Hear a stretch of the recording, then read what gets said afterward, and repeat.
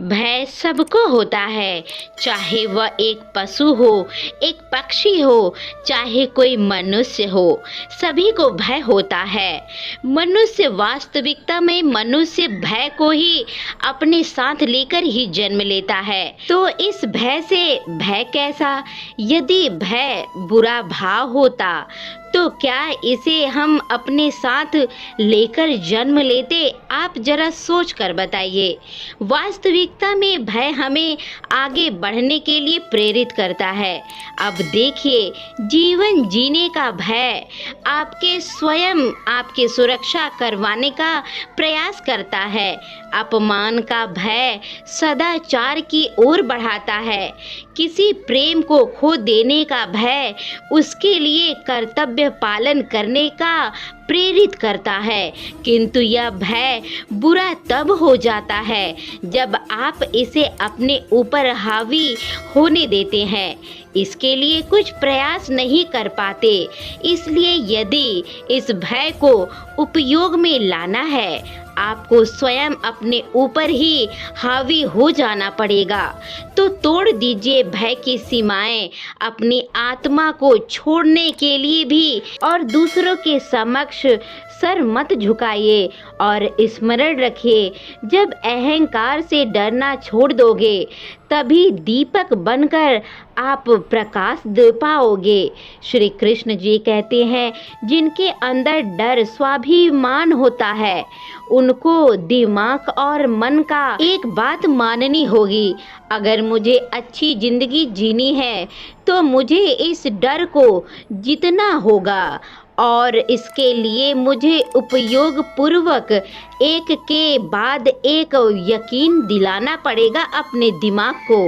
वक्त रहते ही दुख को बदलना पड़ेगा, मगर हम नहीं कर पाते, नहीं बदलने की कोशिश ही नहीं कर पाते। बड़ी तकलीफ होगी। पहले आप खुद को सवाल कीजिए, क्या मैं डर की वजह से आगे नहीं बढ़ पा रहा हूँ? क्या डर की वजह से मुझे सफलता नहीं मिल पा रही है? अगर आपका उत्तर हाँ है तो चलो डर के अंदर जाते हैं। हमें ध्यान से समझना पड़ेगा हमें डर को क्यों लगाना है, क्योंकि हमारे अंदर आत्मविश्वास की कमी है।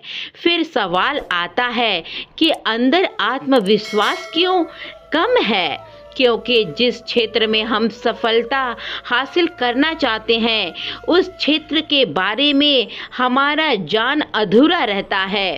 क्षेत्र में पहले सफलता हासिल करनी होगी, ज्ञान पूरा करना होगा, उस क्षेत्र के बारे में जानना पड़ेगा, अभ्यास करना है और ज्ञान हासिल करना है, जिससे हमारे भीतर आत्मविश्वास आए और जिसके खुद हद तक हमारा डर कम हो जाएगा।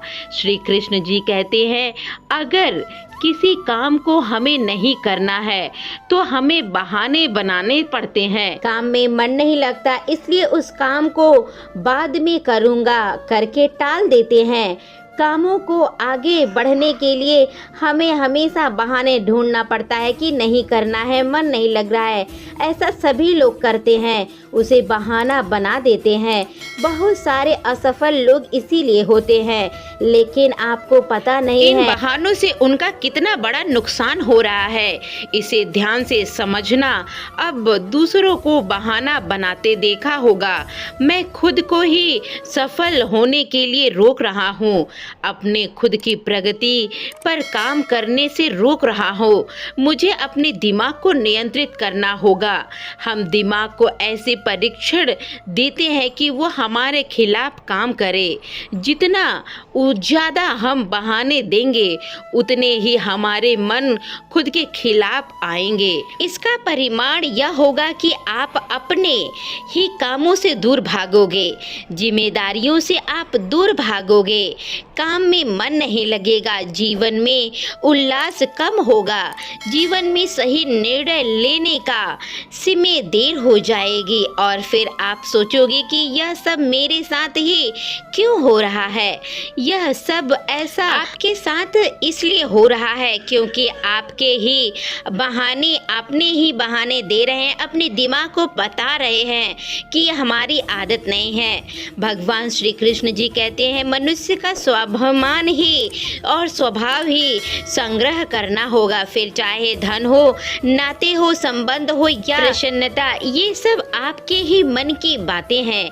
इसलिए दोस्तों कभी भी बहाने किसी काम के लिए नहीं बनाना चाहिए, क्योंकि अगर आप उस काम के लिए बहाने ढूंढोगे तो आपके दिमाग में उसी का ही परछाई बन जाएगा। इसलिए दोस्तों हमेशा अपने काम को करने की कोशिश करें, न कि बहाना ढूंढने का कोशिश करें। आशा है कि आपको वीडियो अच्छा लगा होगा। वीडियो अच्छा लगा है तो वीडियो को एक लाइक करके चैनल को सब्सक्राइब कर ले और प्यारे से दोस्तों में अपने ज़रूर शेयर करें। मिलते हैं इसी तरीके के अगली वीडियो में, तब तक के लिए जय श्री कृष्णा, राधे राधे दोस्तों।